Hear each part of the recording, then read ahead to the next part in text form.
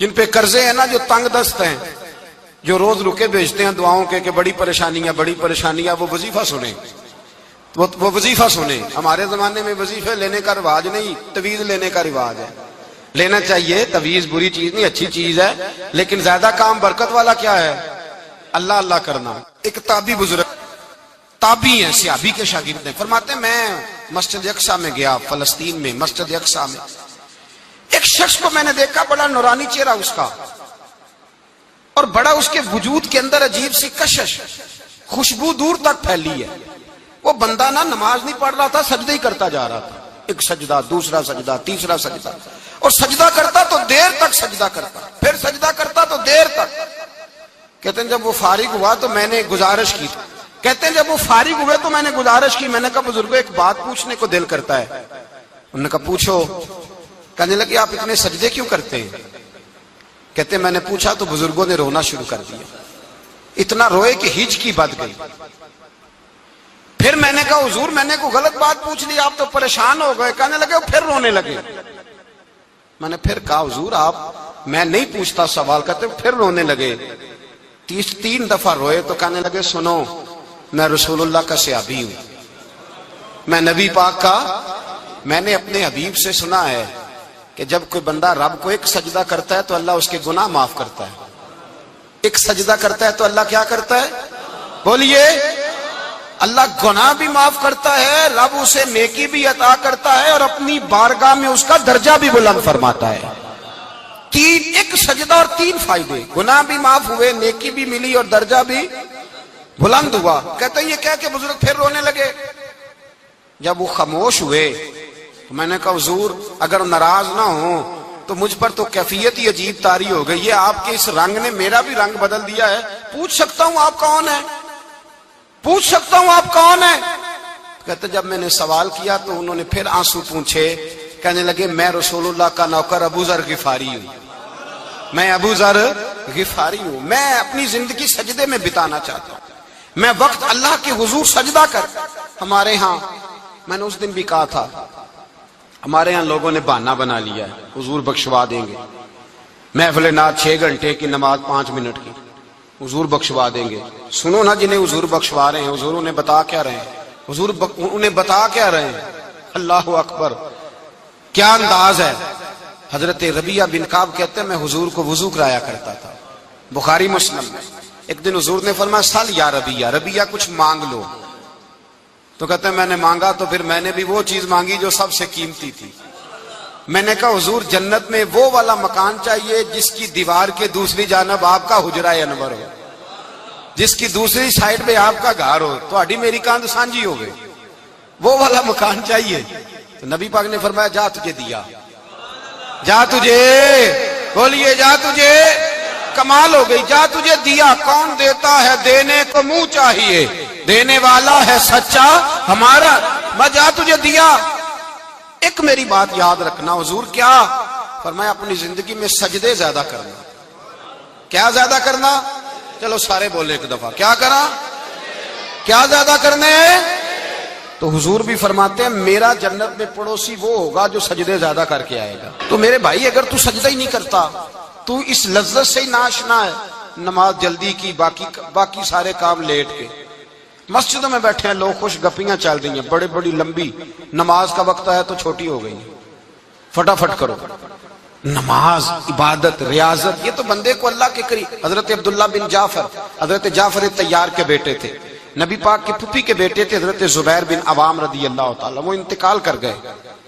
ان کا جب وصال ہوا تو 10 لاکھ دینار کا قرضہ تھا ان پر، اور جو زمین انہوں نے چھوڑی وہ زمین بنجر تھی۔ لو سن لے، جن پر قرضہ چڑھا ہوا ہے وہ نسخہ بھی سن لے، جن پہ قرضے ہیں نا، جو تنگ دست ہیں، جو روز رکے بھیجتے ہیں دعاؤں کے کہ بڑی پریشانیاں، وہ وظیفہ سنیں، وہ وظیفہ سنیں۔ ہمارے زمانے میں وظیفے لینے کا رواج نہیں، تویز لینے کا رواج ہے۔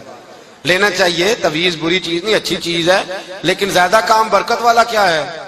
اللہ اللہ کرنا۔ کیا کام ہے؟ سجدہ کرنا برکت والا کام ہے۔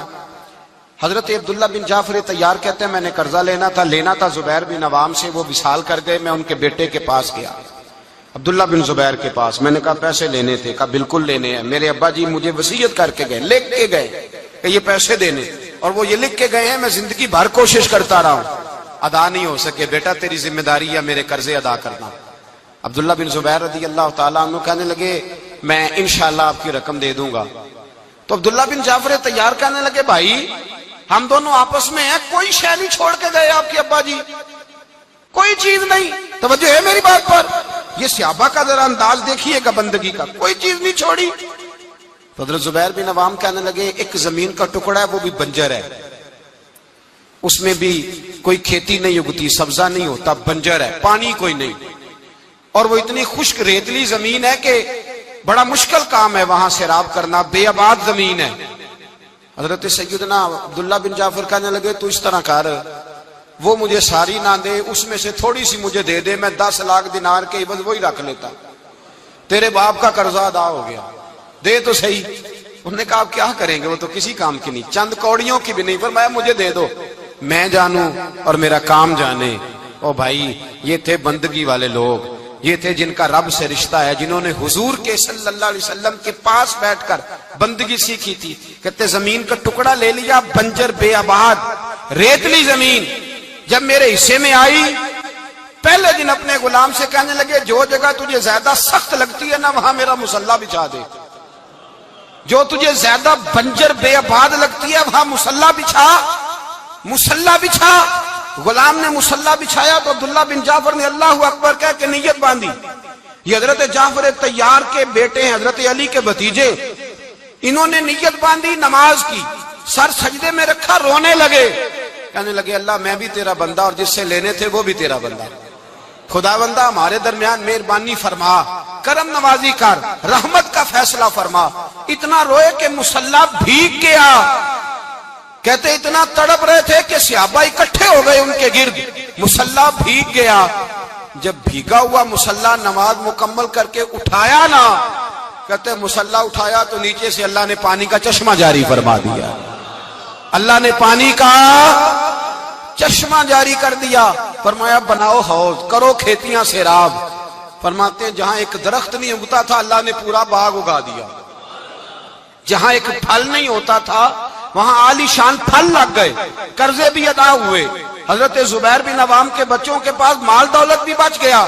لوگ جب کہتے ہیں یہ ساری کس چیز کی برکت ہے، اور فرماتے یہ ساری سجدوں کی برکت ہے، یہ رب کی بندگی کی برکت ہے، یہ اس کی بارگاہ میں نماز پڑھنے کی۔ مسلمان توجہ نہیں کرتا، توجہ نہیں، جاگ رہے ہیں آپ حضرات؟ یہاں کوئی حکومت اعلان کرے نا کہ ہر نماز کے بعد 500 روپیہ، کتنا جی؟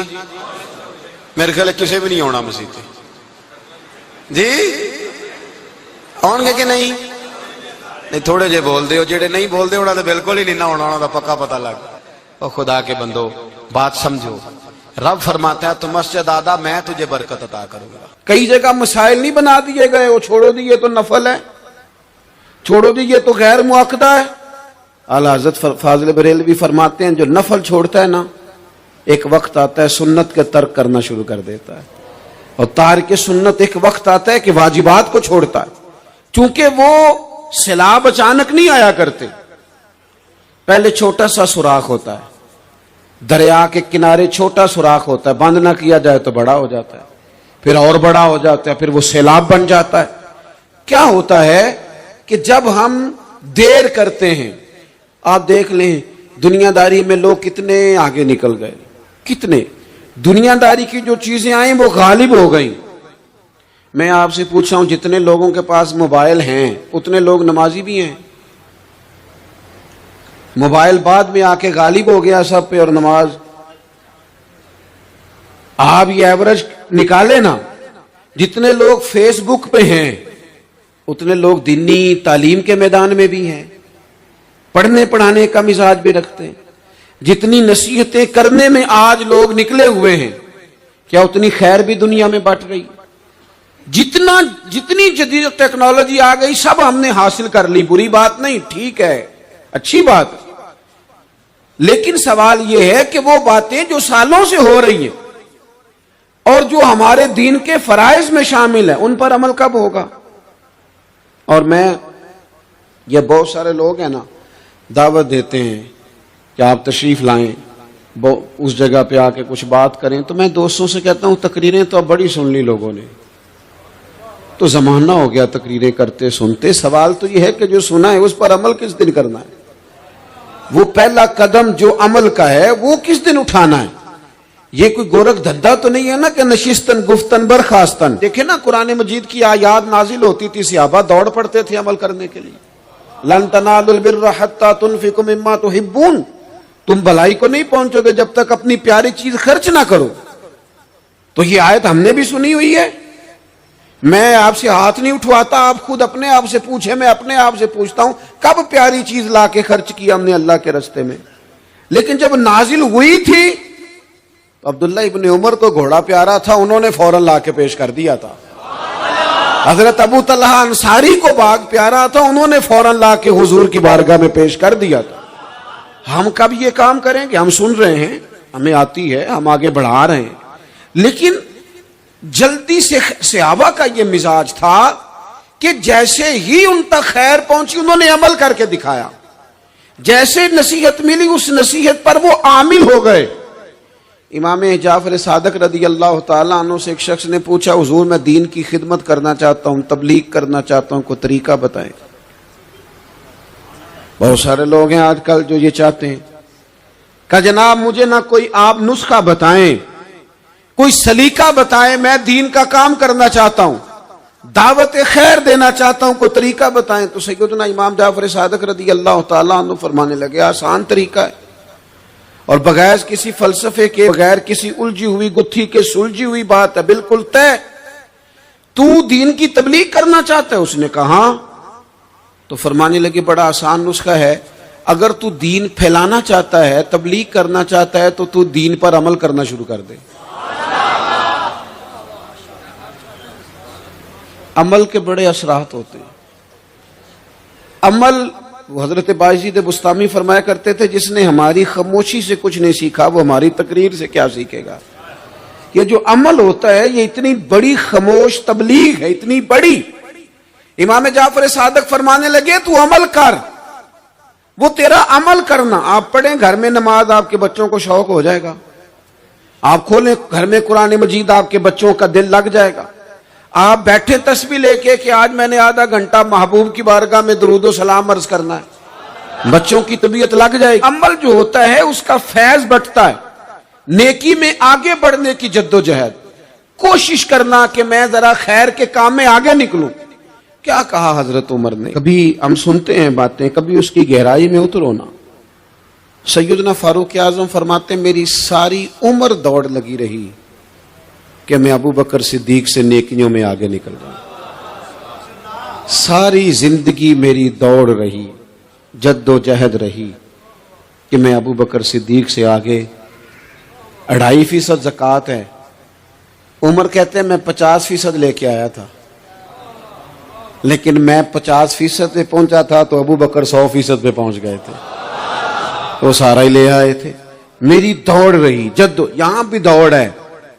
میری عزت کرو، میرے آنے پہ کھڑے ہو جاؤ، معاذ اللہ میرا اکرام کرو، میں فلاں صاحب ہوتا ہوں، قبیلے میں، برادری میں، سوسائٹی میں، سماج میں یہ نام رکھتا ہوں، میں فلاں سیاسی، سماجی، فلاحی، رفائی تعارف رکھتا ہوں، میرا فلاں معاملہ ہے. یہ اس مزاج میں دوڑ لگ گئی، اس طبیعت کی دوڑ لگ گئی. مجھے بھی مانا جائے، مجھے بھی گنا جائے، مجھے بھی شمار کیا جائے، میرا بھی نام ہو جائے، مجھے بھی اگلوں میں رکھا جائے، قرب والوں میں میرا بھی تذکرہ کیا جائے. جو دوڑ ہمیں بتائی اور سکھائی گئی تھی اس دوڑ میں ہم شریک کیوں نہیں ہوتے؟ اس میں آگے کیوں نہیں نکلتے؟ وہ جو ہمیں فرمایا گیا تھا کہ تمہیں پتہ چل جائے پہلی صف کا ثواب کتنا ہے تو تم قرآن اندازی کرو. تو یہ قرآن اندازی کس دن ہونی ہے؟ یہ والی قرآن اندازی کس دن ہونی ہے؟ لیکن وہ قرآن اندازیاں تو ہو رہی ہیں عمرے کے ٹکٹ کی. اتنے عمرے کے ٹکٹ، اتنے عمرے کے، اچھی بات ہے، اس کی بھی کوئی مخالفت نہیں. لیکن جو کام جس میں آگے بڑھنا تھا، جس میں جد و جہد کرنی، جس میں دوڑنا تھا، جس میں کاوش کرنی تھی، اس میں تو ہم پیچھے ہیں. زندگی اتنی تیزی سے گزر رہی ہے، آپ یقین کریں پیچھے پلٹ کے دیکھتے ہیں تو پتہ ہی نہیں چلتا کتنے سال بیت گئے. بھی ایسے لگتا ہے کل ہی تو ابھی داخل کرایا تھا گھر والوں نے اسکول میں، ابھی اگلے دن کی بات ہے دارالعلوم میں داخل ہوئے تھے اور اتنے سال بیت گئے، اتنا وقت گزر گیا. ہم عجیب مزاج کے لوگ ہیں، یہ چاہتے ہیں کہ ہمارے بچے بڑے ہو جائیں، یہ نہیں چاہتے کہ ہم بوڑھے ہو جائیں.